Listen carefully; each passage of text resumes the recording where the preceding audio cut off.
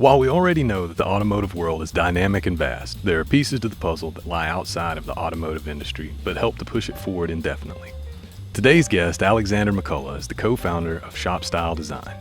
Shopify helps businesses understand the world of e-commerce and helps to streamline their digital presence to better perform online through Shopify. Alexander grew up wanting to be Batman, but settled into studying history for 2 years before shifting focus onto business. From there, he co-founded Shopify Design, allowing his passion for e-commerce to mesh with his skill in business. Alexander has been recognized by Shopify and has presented at 3 of their events alongside other leading partners. Shopify Design has been nominated for Business of the Year in their area twice and has won once. They have also secured Shopify Expert Status. While the business may be ever-growing, failures of some kind are inevitable. Now, you may ask, what does this e-commerce business have to do with the automotive industry specifically? Around 85% of the population will conduct research online before making a purchase. This includes purchases in the automotive industry. With a weak or non-existent online presence, you may be missing a huge opportunity for sales. Let's hear what Alexander has to say about building a successful business and his advice on e-commerce in the automotive industry. Alexander has kindly offered a promotion to our listeners that you will not want to miss out on. Shopify Design is offering a free digital presence audit and consultation, as well as 15% off any service purchased. If you are looking into getting a website, upgrading your website, or just need advice, head over to CEASUSA.shopstyledesign.com to enhance your customers' online experience. Welcome to the Cutting Edge Garage Podcast. So, Alexander, thank you for taking the time to be on the podcast here with us today. Why don't we start with you promoting yourself? Tell us a little bit about yourself and what it is that you do. Well, I mean, I do love to talk about myself, so I'll try and limit it for the sake of your audience. So I represent Shopify Design. We are a full-service e-commerce and digital marketing agency specializing in Shopify specifically. So at the real root level, what we do is help businesses better understand the e-commerce space and how to leverage the online atmosphere to increase sales. Okay, perfect.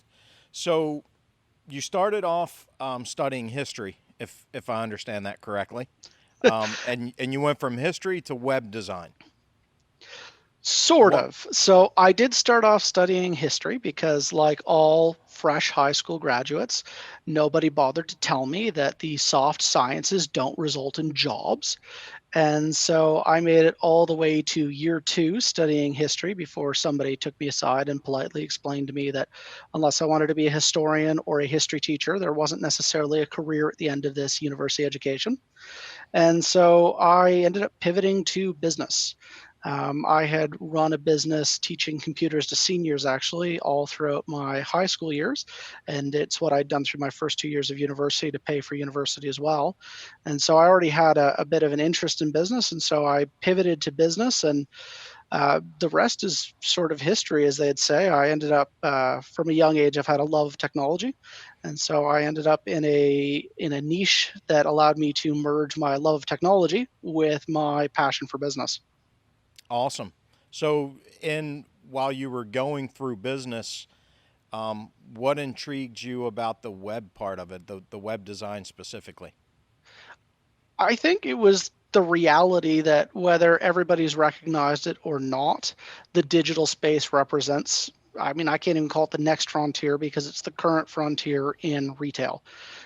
There's been a real shift from brick and mortar to also needing to focus on e-commerce. And it's the smaller businesses, the local businesses that have failed to take that up at the same rate that the Walmarts of the world have. And so I've always enjoyed working with smaller businesses. And I think that recognizing that need is what drove me into the web design business. And what drove me to Shopify is just that platform makes it easier than any others to get online. So, and we're going to talk a little bit more about this in detail as we go, but so Shopify is something that's available to everybody. Why? What's the advantage in contracting with a company like Shopify Design that specializes in Shopify versus me going at it alone? I mean, ultimately, as people learned during everything that's gone on with COVID-19, haircutting scissors are available to everyone as well, but that doesn't mean that in the wrong hands they're wielded all that well. The benefit to engaging with an expert in Shopify, like shop style design, is that you get a more seamless experience and the end product is going to convert traffic as opposed to just simply existing on the internet. Like Oh, that so many haircuts exist on people's heads right now. that's too funny. I remember the one time that I decided to cut my kids' hair, my two boys, and my youngest son got it first. To this day, the dogs and everybody go running if I put clippers in my hand. They're out. They got to go. Yeah. So It's an art, as is web design. yeah, there you go. So tell us a little bit about your biggest successes and failures in owning an e-commerce consulting business.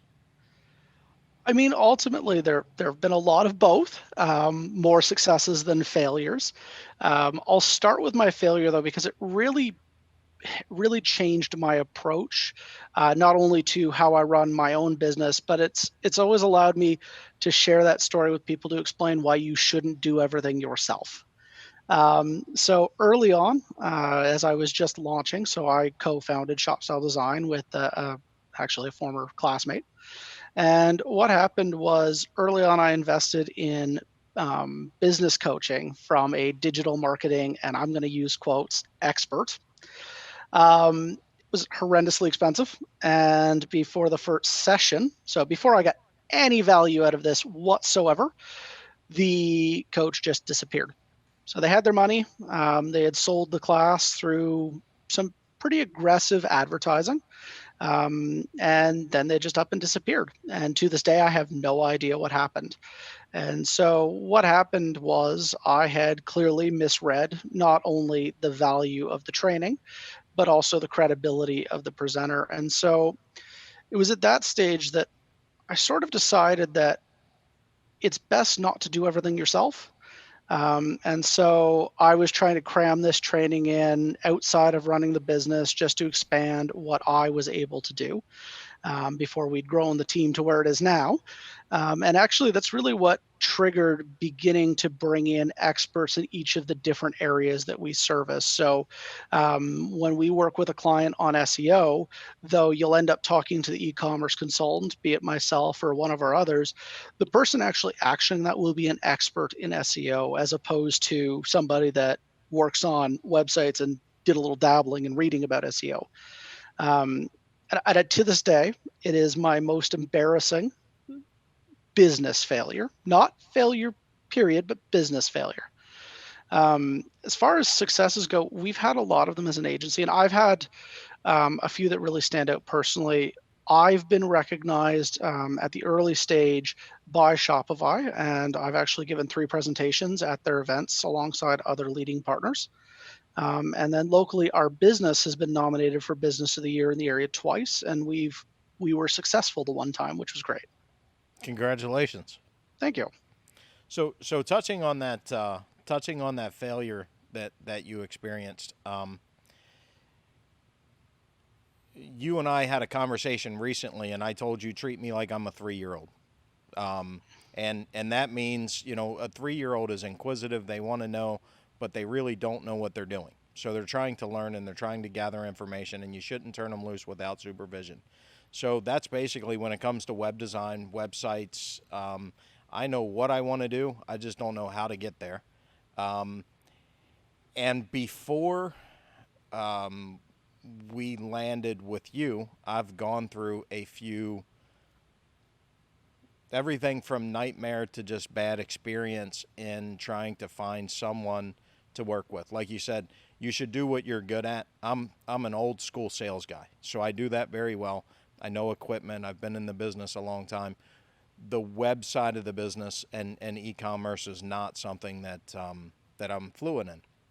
So we reached out to people, knowing that I reached out to people to find a partner that I could rely on. The challenge was with the ignorance that I had as a business owner in that environment. you don't know what good is until you have the bad experience. That's the experience I had anyway.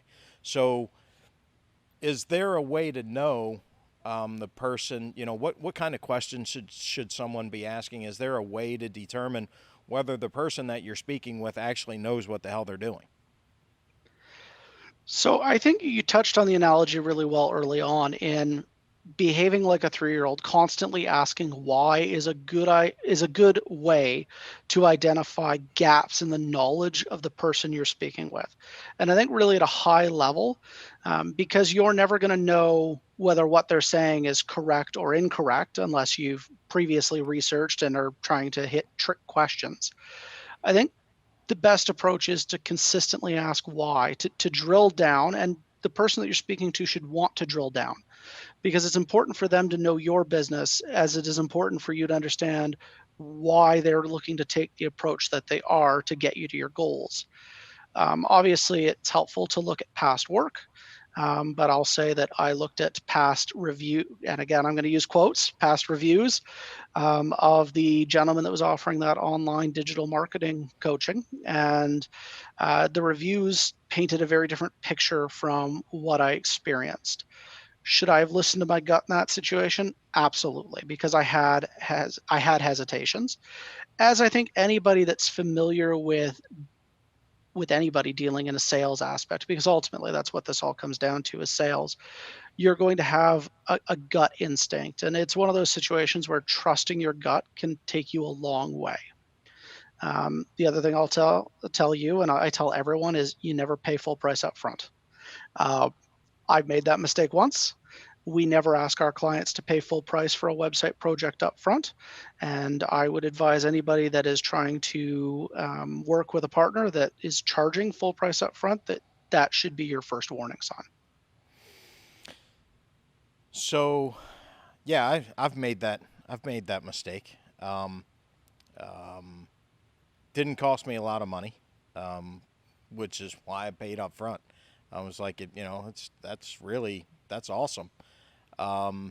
So a lot of the customers that are going to be watching this podcast are going to range from shop owners, automotive shop owners, to some of the smaller tool and equipment distributors that we deal with. We also deal with the larger national accounts, and they obviously have an entire, marketing team, and they're handling their website and their design in their own way. What kind of money should, let's say an average automotive shop, what kind of money should someone be looking to invest in a good functional website that's going to best represent their company? I'll give a range simply because there are so many factors that go into that it's really hard to say you should expect to pay X amount. Simply put, because different automotive shops may want to integrate online bookings. There are a lot of different factors that can dramatically influence price. But as a general rule, for a baseline website specifically geared towards e-commerce, you're going to be looking for between $2,000 and $5,000, unless you are looking at some additional functionality outside of what would be the norm. And when I say $2,000 to $5,000, I don't mean you're going to get a proposal and the website's going to be $2,000 to $5,000, and then they're going to want an extra $500 to set up your domain, and then they're going to want an extra X amount to do this, and then so on and so forth. What we recommend, and obviously this is the approach we take, so we're a little biased, is look for a package that is geared towards your business. Essentially, if you can go to a website and you can say, I want the gold package and it's going to cost me $22.99, and you check out and that's the extent of the conversation that's been had, that's not a web designer you want to work with, because nobody's going to be able to build you the website that your business needs without first understanding what your business needs. Okay. Which is a lot of the conversation that we've had in the past in the background of looking at similar competitors in what we do, and the layout and flow that we're going after, and everything else, it almost seems like there was more conversation up front than there was during and after. And that ideally should be the case. It's always better to get a firm understanding of what the business owner is interested in, what the business owner needs from a website functionality perspective, and then build from there, then build something and then try and figure it all out after the fact. When we work with a business owner, we always have a cap on revisions. Now, I don't think we've ever firmly embraced that, as I'm sure you could attest to.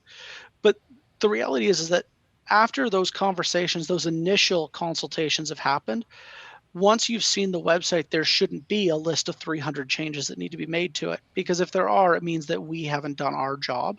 And I'm using we as a web designer / developer as a whole, not us personally.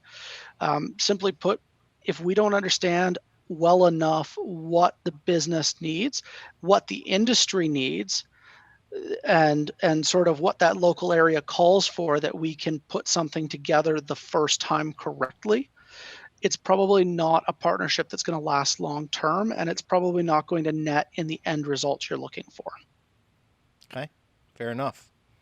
So small business owners, we've gone through this quantum leap in technology over the last 10 or 15 years, especially as it relates to e-commerce and having a solid online presence. I'm sure most people think that they understand why it's important to have a solid online presence, but walk us through the importance of why it's paramount that you have a good online presence for your business. I think now, perhaps more than ever before, the importance of being online is clear. With everything that's unfolded so far in 2020, the ability for your prospective customers or even your current customers to find your business and interact with your business at a distance online on terms that they're comfortable with has become very important to the survival of a lot of businesses. But it's about more than that. It's about a changing demographic. The customer that you're dealing with has already checked the website, and there are, and I'd be happy actually to share this with you so that you can post it with the podcast. There have been studies that show by the time a customer is interacting with your business, they've already attempted to research you online.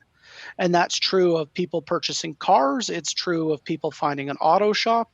It's true of people going grocery shopping in a lot of cases, utilizing apps like Flip that allow them to connect with what's available at what locations. And so having your business online, being one of the businesses that's able to be found, is the equivalent of being in the yellow pages. And I think that every business owner that doesn't inherently understand the value of being online understood the value of being in the yellow pages. And ultimately, that's all online is now. It is the online repository of all of the businesses, not only in the local area, but nationally, that fit that need. Now, obviously, if you're a local auto shop, your goal is to show up first in the local rankings. And your online presence is going to need to be tailored differently than a national tool brand that's selling into all of the different local shops. And so that's the other side of the equation, is what does that online presence need to be? Because simply being online is not enough to say that you've got a good online presence. Understood.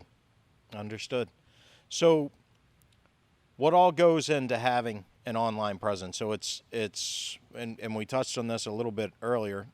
So it's a little bit more than me grabbing the clippers and cutting my son's hair, right? Or somebody else.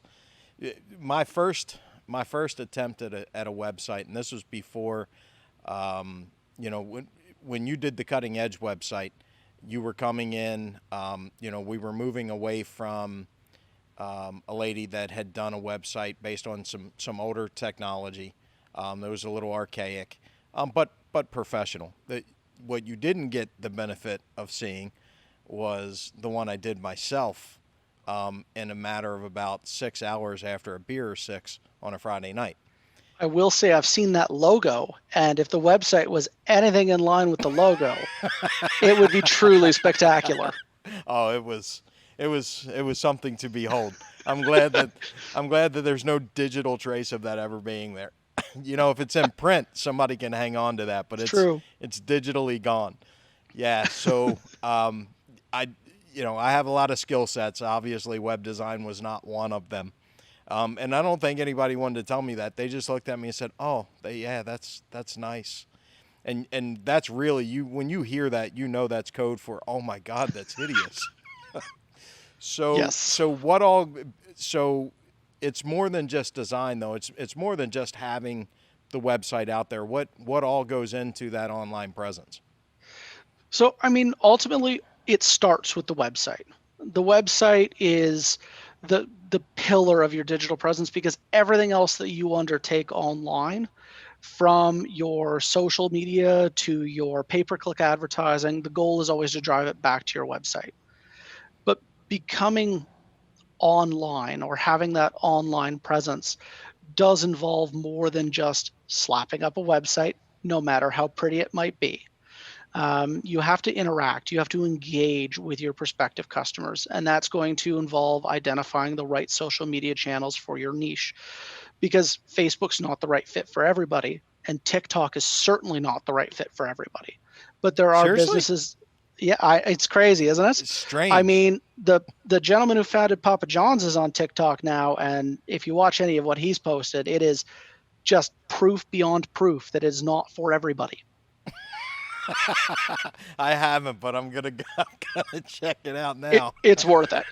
Um, but there are businesses that lend themselves better to one social media platform than another, and something that we find happening so often, and this comes down to not being the expert in what having a digital presence means, is businesses that try to be on every social media platform, and generally it involves posting the same thing twice a week across 7 different channels and then completely ignoring everything that happens after that.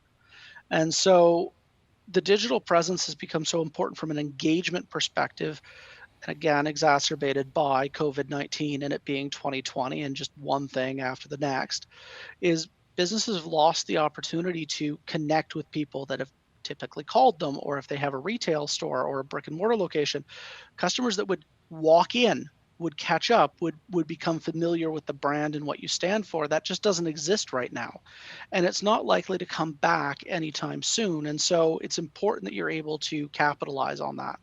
And one thing that is so frequently overlooked is Google My Business. And I'm just going to throw this shout out to Google My Business out because any business that is not actively managing their reviews on Google My Business, especially for local businesses like auto shops, is missing a huge opportunity. It is one of the easiest ways to outrank your competitors so that you show up first when a customer is searching for a garage in Jacksonville. And that is ultimately how the vast majority of net new customers are going to find your business. Okay, perfect. So, gotta have the website, but then it's an ongoing effort and it's an ongoing, consistent um, um, job, if you will, to maintain that. Correct? It is, and it's something that is so easily outdated if you don't maintain it.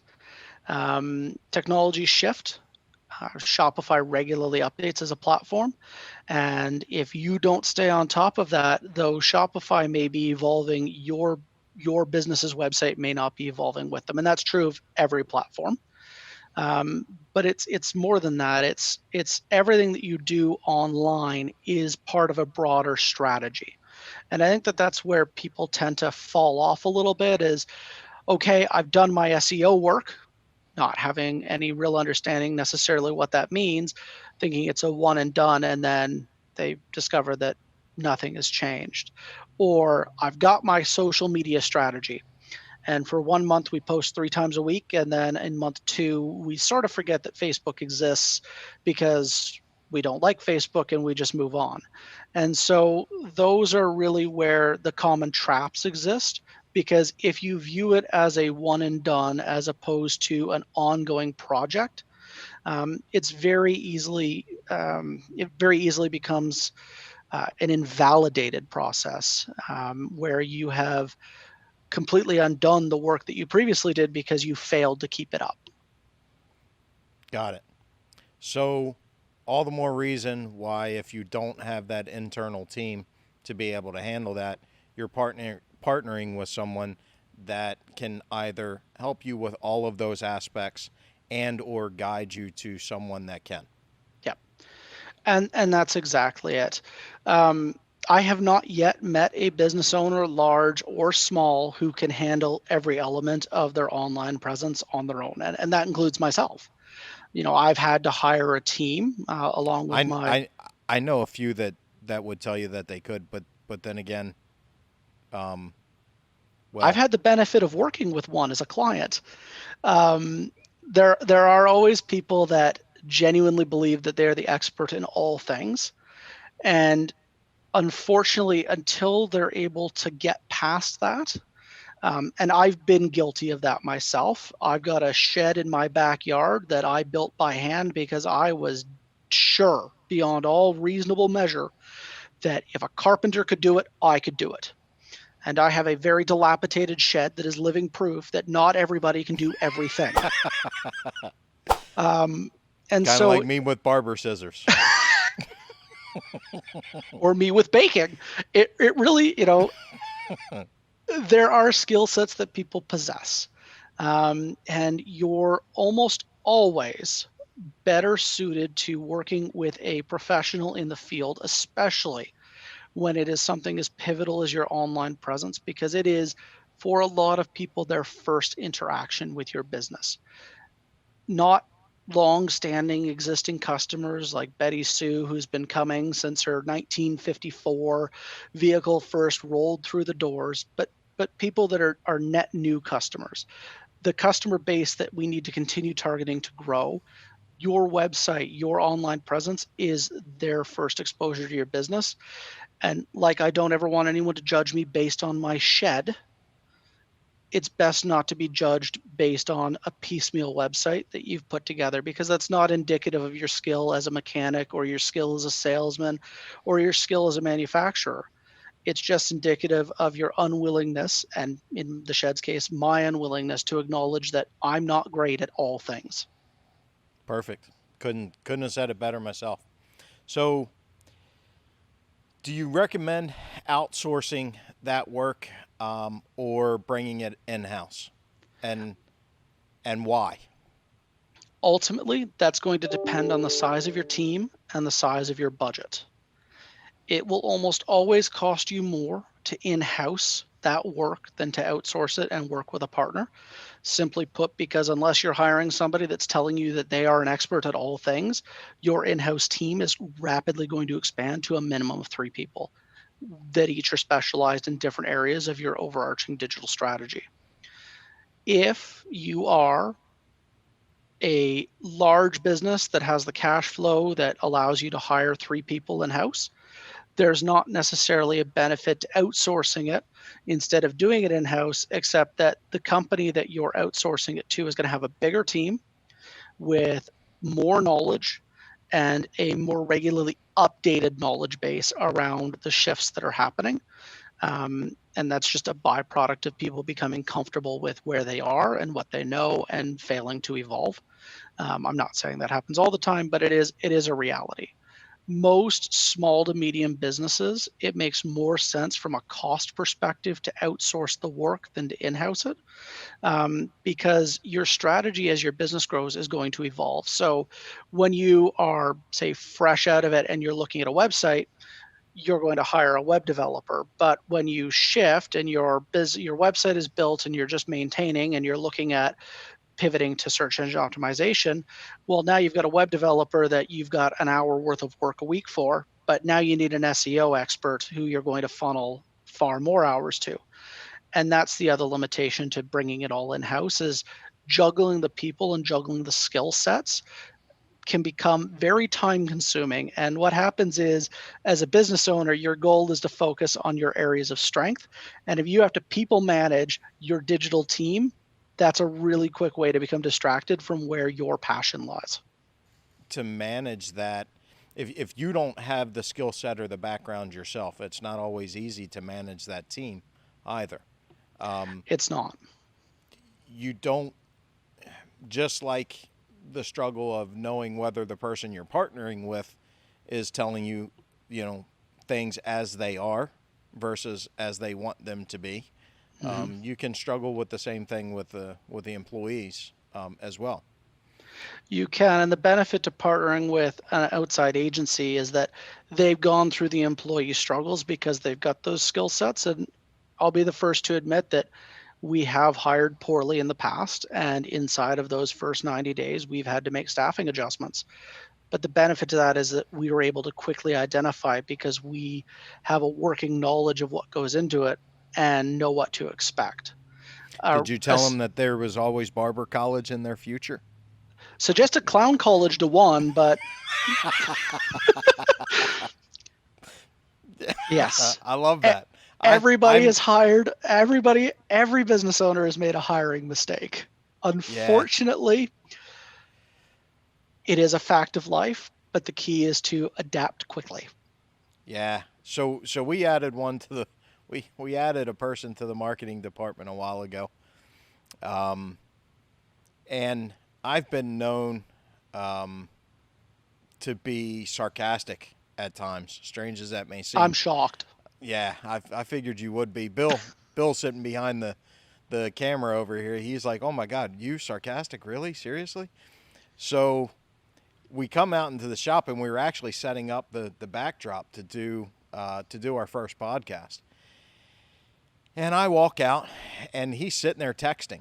So Bill's working, and Jacob's working. I got 4 or 5 people out here putting this structure together, and I look at him and I smile and say, "I'm sure they'd really appreciate your help over there," and then walked away. Now, anybody that works for me for any length of time knows that that's code for get up off of your ass and get over there and work. You're not supposed to be texting. Is that fair to say, Bill? Yes, that's extremely right. That's pretty accurate. Right. So he just looked at me and smiled and nodded and went right back to texting. Can't fix stupid. So Emily comes in and she says, "I'm not sure that he's going to make it. And we're within the 90 days. And so what do I need to do?" So you need to make a decision whether you think he's salvageable. And if he's not, then you got to sit down with him and say, "Look, this isn't working and this is why." And she ended up letting him go. She came back and said, "I've decided that he's not going to work out. So should I just let him go?" And I said, "Yeah." Well, it's the first time she's ever had to let somebody go. She was trembling, and he could care less. It was like completely nonchalant, like, "Yeah, okay, thank you," and then left. Dodged a bullet there, because anybody that takes that approach to being terminated is not going to be a star employee, no matter what you do. Yeah, exactly. Yeah, so and on paper he's got the degrees, he's got this, he's got that. But sometimes you just don't know until you do take that plunge. I can tell you that if I had to do it over again, I don't know when it came to working with the first lady that did my website. I don't know that I would have done it any different because I didn't have a frame of reference to go from other than my beer or six attempt at building a website. And this company was doing websites for very large engine manufacturer and for a lot of their stores, their installer stores. So I felt as though she would understand what we were doing, she would understand the business, and that she would be really good at what it was that she was doing. And I think in some way she was. I don't think she ever really understood our business. And I don't think that there was ever clear communication. And that was the feeling that I had going in. And like you said, you have that gut feeling that, hey, this isn't right. This isn't this just doesn't feel right. The only thing that I would do different is the moment I had that this doesn't feel right, I would have shifted and pivoted. And the other thing is once you find someone that you can communicate with effectively, right? Because this is for us, with working with you, this is a long-term relationship. And in any long-term relationship, there has to be open communication. There has to be, hey, we didn't like the way this went, or, we were really looking for something different somehow. But there has to be that back and forth communication both ways. And if you don't feel comfortable enough with the person you're working with, then you got to get out of that relationship and you got to go find one that works. And you have to find somebody that's willing to take that feedback constructively as opposed to defensively.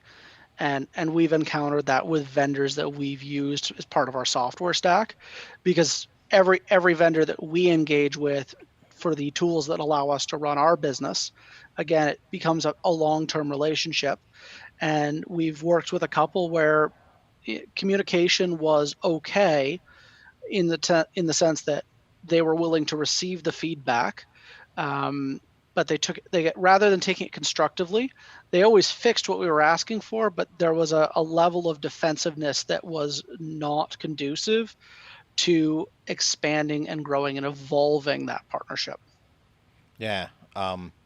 Not everybody takes criticism well, for sure. They just need to marry my wife, and they will become very good at receiving criticism. Very good. She has you dialed in. I'm well trained. There you go. Perfect. So the other thing that I would do differently, and this is for the business owners out there, if you do have an internal team and you do have somebody that's working on building the website or working with the vendor that you've selected to help you with that,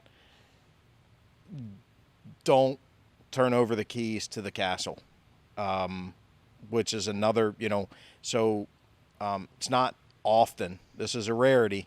You must have me in a vulnerable spot that I'm going to admit of making a mistake, because usually, in fact, the only other time that I can think of that I've made a mistake was when I thought it was wrong. When as the cutting edge website was being developed, I pretty much was uninvolved in that initial investigative part, relying on other people, and that became a filter between you and I. Yep. So I got the version that they thought that they wanted to give to me versus, hey, I think we should do it like X, Y, and Z, so that I could ask those questions, be that 3-year-old, and try to be inquisitive, and then make an informed, educated decision. So if you do have someone that's on the inside, you can't just not be involved in that process. That would be my other recommendation. And I would definitely second that. Having been on the other side of the filtering, sometimes people can become quite possessive over their vision. And ultimately, while their vision may have its pros and its cons, if we're never able to have an open discussion where the feedback that we as the experts in our field are providing, if that's not being shared and that's not being digested and discussed, at that point in time, it really does break down the effectiveness of the end result. And you end up fixing it rather than launching it correctly to begin with. And if there's not open communication, it's a mistake that we'll never make again either. You assume that it is the way it is because someone on high said that this is the way it needed to be, not because the person overseeing the project was very possessive of their design. Gotcha. Yeah, ironically, as many things as I may dictate need to get done a certain way, this would not be one of them. Again, because it's not my skill set, or and I'm not the typical customer, of that high percentage of people that are buying online and I do buy some online, but I'm still a face-to-face person. COVID obviously has impacted that, and that's what we're going to talk about next. So COVID has definitely impacted that in my buying habits, but out of necessity, not desire. I want to go to the store. I want to touch it. I want to talk to a salesman. I want that human interaction. And so for me, e-commerce and websites and everything else is a way to remove that from me. With the one exception of when I'm looking for a new product, or if there's something that we want to bring into market for some reason, then I'll do some checking on the website. I'll check the website for contacts, things like that. So that filter should have never been there, because I want somebody that is of that space to be able to say, hey, this is what people are doing, because I can't make an informed decision when I'm the guy that is anti-website and anti-app, my kids teach me about all the cool apps that are out there. And I'm still the type of person that wants to go face-to-face and shake hands with somebody and talk to them. I'm not the best guy to make the decisions on what should or shouldn't be on the website based on my personal beliefs or experiences. So that's why I need that education. The other thing I'll say is never lose sight of the fact that just because you do something a certain way, that doesn't mean that everybody does it that way. And so you also want to not lose sight of while your lived experiences have value, when you're looking to target a broader audience, don't lose sight of what the research and stats actually say, because they don't resonate with how you do things. That's another really common mistake we see. Yeah, and for sure, if I went into that with my mindset, that's exactly where I would be. Because I'm that smaller percentage of people that's doing things differently. Yeah. Where, our core customer, I'm also an older person, so our core customer is 21 to 25 years old. They look at things completely different than I do. So obviously, because of technology, online presence has become important. Fast forward to February, March 2020 with COVID-19. Are we transitioning from important to imperative for survival? Truth be told, we were already pretty much at imperative. Now we've just got that gut check that validates it. And I think that you touched on it a little bit earlier. You view e-commerce as a way to remove that human-to-human contact. And during COVID-19, certainly it's behaved in that capacity, but e-commerce is really there as a way to complement. If you have a brick and mortar location, it's there as a way to complement your retail face-to-face interactions, because not everybody likes doing that. And as you so successfully pointed out, people that do prefer face-to-face are going to go that way anyway. So all you're doing is, rather than removing that or pushing people away from it, you're expanding your total addressable market to the people that do not feel comfortable just walking in and shaking hands first. Gotcha. I will say that COVID-19 has accelerated the shift that businesses are making. And the businesses that are failing to shift are the ones that are going to struggle on the other side, because depending on your region, it could be quite some time before any business is in a place to return to business as usual. And certain regions obviously are opening faster than others. And that's, as we understand it, as has been presented, that's going to be the norm for the foreseeable future. And so there has been, at least for the balance of 2020 and realistically into 2021, there has been a seismic shift in how the consumer is going to interact with your business. And that doesn't mean that those face-to-face are gone forever, and that pivoting to focusing on e-commerce is going to hurt that aspect of your business when you can return to it. But what it's going to allow you to do is form relationships with customers that your business would never have actually connected with before if you didn't make that shift. I've also learned, um, again, being that face-to-face person, I generally spend a lot of time on the road. We do a lot of trade shows. We do a lot of sales meetings and face-to-face. So we'll go out with some of the vendors and do some of their sales meetings. We do a lot with Great Neck Saw and AutoZone. So when you're sitting in one of those meetings, there's the travel to get there. There's a lot of investment just to get to the meeting. So you're looking at that return on investment of, we need to sell X number of dollars to justify this trip. And when COVID hit, I was expecting a massive impact to sales, and for a short time there was, especially when the initial panic hit and everybody was thinking, here comes, The Walking Dead, season Yeah. 1. This is the end of the world. Right. It's, Yeah. The prophecy is fulfilled and everything else. Right. So, once we got beyond the world was going to continue beyond tomorrow, businesses started to figure out a way. I mean, we're fortunate enough to serve an essential sector of the marketplace. So our customers were not down and out completely for very long.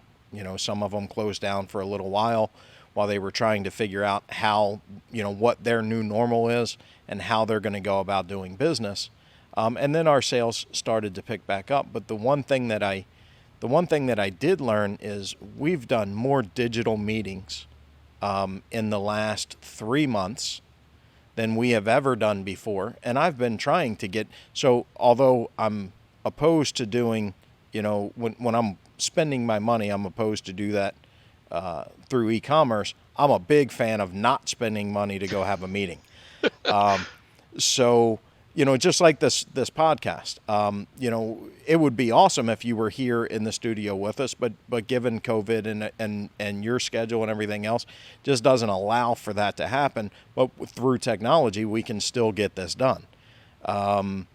We're finding ways to integrate the technology with that personable experience that the outside salespeople and the customers are looking for. We've done remote demos for a lot of distributors where we can use TeamViewer and log in through their computer and kind of, put us on the phone. And so there's one person that has to be in the shop instead of 2 or 3. And so the technology that we have available to us that a lot of people have resisted, it seems as though they're opening up to that, and we're actually getting a little bit more done more efficiently than what we used to. And the other thing that we're seeing, because we do business process automation consulting as well, through tools like Zapier, Salesforce, various different CRMs and other ERP systems, we've seen a real shift as this new digital way of working has been embraced towards businesses trying to increase efficiency and reduce costs by automating those processes. And I think that's another trend that has really come about as a result of COVID-19, because people have had the time or the worry that's prompted them to consider, okay, how can I get more done in the hours that I have for less money? Absolutely. And then if it works, why not repeat that? Yeah. Do you want to completely never go face to face again? I think not. If you ask me, I'm thinking no. At some point I'm going to want to get on the road. I'm going to want to go sit down, and I think that face to face time means a lot in relationship building and many other things. But the transfer of information and the ability to get a message out with today's technology, it started to shift my thought process on how you can, like you said, the online presence should be complementing your brick and mortar or your face-to-face business. And COVID kind of forced me into looking at that from a different perspective and being more open to it. And I think other businesses as well. It's definitely a trend that we've seen. We've been very busy during this period, just due to the nature of what it is that we do. And so I think that as a whole, and obviously certain industries are different, but as a whole, people are starting to assess where there's room for gain as we ride out COVID-19. So normally I would not ask this, but you are the only person that I know that has actually had COVID-19. Like literally, of all the people that that we've met throughout, all the training, the traveling, and everything else that we do. So I hear there's a lot of people, there's a lot of conspiracy theories out there that, everything's a big hoax. I hear that one a lot. And I was of that camp, to be honest with you, because I didn't know, as I'm going through this, I know a lot of people and, in multiple different countries, and there was no one. And then all of a sudden, we were working on, I forget what we were working on. You were doing something for us. Yeah. And, I think it was part of the SEO stuff. And, I think it was Emily came to me and told me, Alexander's going to be out for a little while.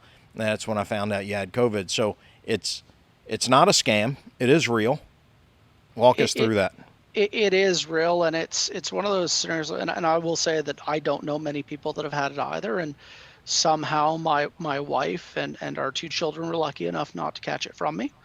I actually picked it up on holiday in Philadelphia, sort of before it became a major concern. And what happened is, I'm a relatively healthy person. Admittedly, I've put on some weight during during these relegated times and during, let's call it, enduring a less than 1 year old. But overall, I'm healthy. I still spent 2 weeks in the hospital. Every time I hear somebody say, oh, well, it's a hoax, or, oh, it's not that bad, or, oh, it doesn't affect young people. For me, I understand that a lot of people don't know somebody that's had it, but as somebody that has had it, it's not a hoax. And I couldn't imagine having to go through that if I wasn't young and relatively healthy, because it took everything out of me. I was lucky. I never had to go on a ventilator, but I was put on a respirator. So I wasn't intubated, but I had to have oxygen applied, because I wasn't able to effectively breathe efficiently enough to stay alive. And I can't compare it to anything I've ever had before. And I say that as somebody who's had brain swelling.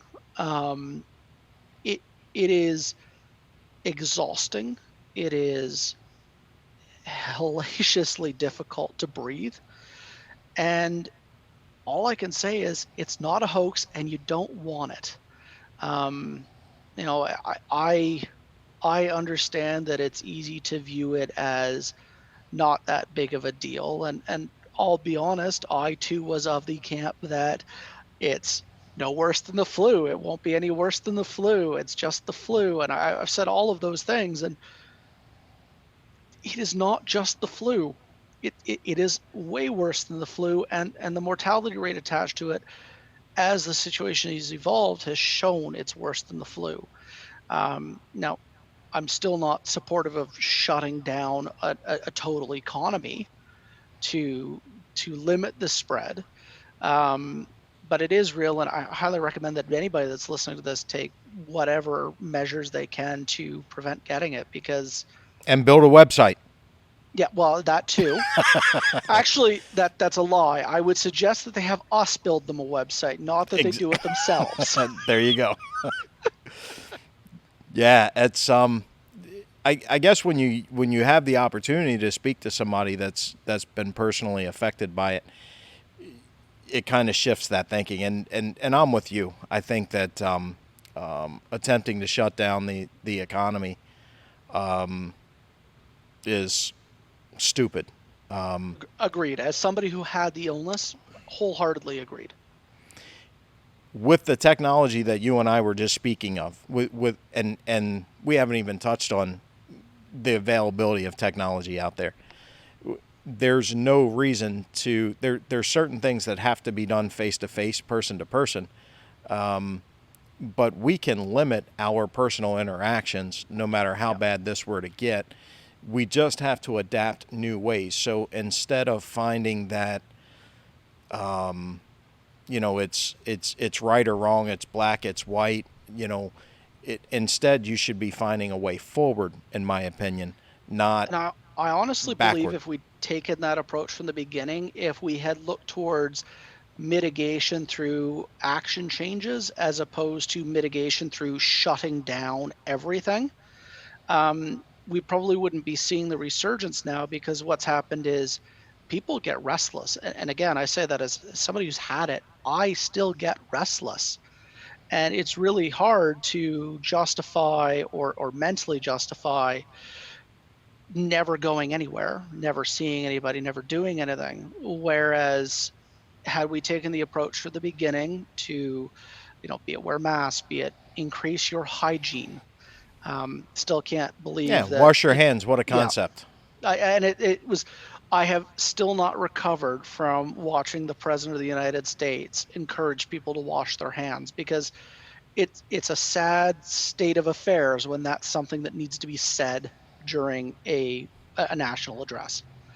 But I think that as we pivot and we work towards action changes to limit exposure as opposed to complete shutdown, businesses is going to continue to pick up,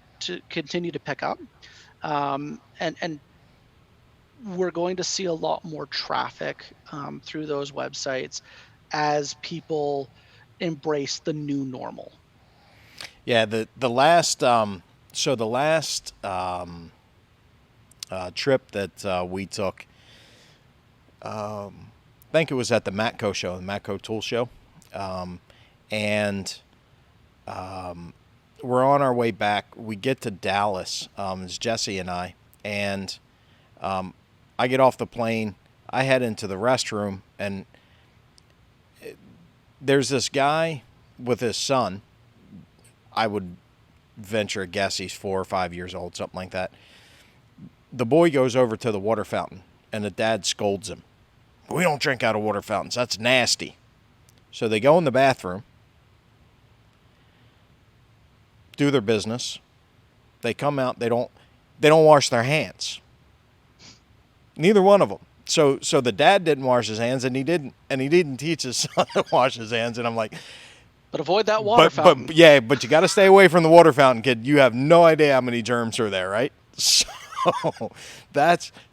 touching on what you're saying about the president, I mean, you shouldn't have to say, you know what, you should wash your hands. You should be cleaner in general, personal hygiene, especially when that is going to impact a workplace or, some kind of gathering area and so forth. So, yeah. It's at this point, the tallies of the cost of this are becoming absolutely staggering. And I sincerely hope that people are able to pull together, limit round 2 through washing their hands and practicing, as the Prime Minister of Canada said, not speaking moistly on each other. I think that we'll be able to recover, but as a business owner myself, I really fear a scenario where the second wave arrives and we try to take this same approach again, because we're already entirely online. We have that added advantage as a digital agency. But even in that situation, I think COVID-19 has introduced a real mindset change around how active you need to be online. And for us, even in our own business, we've pivoted to more heavily leveraging different technologies to expand the level of engagement we can have with businesses online. And I really hope that we don't have to have that as a long-term shift. I love technology, I do, but like you, I still agree that it's nice to see people in person every once in a while. Absolutely. And I hope to make it down to see you guys in person sooner Yeah. rather than later. But yeah, it's an interesting time, but I don't think it has to be the end of businesses if they're able to pivot. I agree. If you work smart and work towards making sure that your customers know that you're there for them and how you're going to continue to service them through this, I think you're going to be good. Agreed. I think that this provides businesses with an opportunity to showcase how good they are in the customer service department as opposed to losing customers through inaction. So you mentioned, and we're not going to get into this now. This is actually, I'm throwing a, don't forget to talk to me about this later note out there while it's fresh in my mind. You said that you do Salesforce and some other CRM integrations, Yep. and that you also do some ERP stuff. We do. So we need to have a conversation about that when I get back from vacation. Okay. All right, fair enough. You're not going to forget? I will not forget. I Good, actually, because I will. following this, before you leave again on vacation, we're going to have another conversation anyway. There, there you go. Awesome. So, Alexander, thank you for taking the time, for being here. Plug yourself. So if somebody wants to get a hold of you, somebody's wanting to build an outstanding Shopify-based website, how do they get in touch with you? So the easiest way is through our website at shopstyledesign.com. You can also always give us a call. I know people aren't big on the phone these days because they spend all day on it, but 1-800-261-2095 will put you in touch with somebody on the team. Extension is 201. Anybody that wants a website, welcome to call me. Anybody that wants to sell me something, please don't use my extension. I just can't say that enough. Yeah. And hopefully they're not spamming you, but anyway. And what we'll do actually, Lee, is afterwards I'll give you some information, but we'll offer a special promotion to any of your listeners that do want to take that step. That's awesome. Awesome. Thank you again for taking the time to be here. Thank you for the invitation. We'll talk to you soon. Perfect. Thank you. Thank you. Thank you, everybody. Thanks for joining the podcast. We'll see you again soon. The Cutting Edge Garage.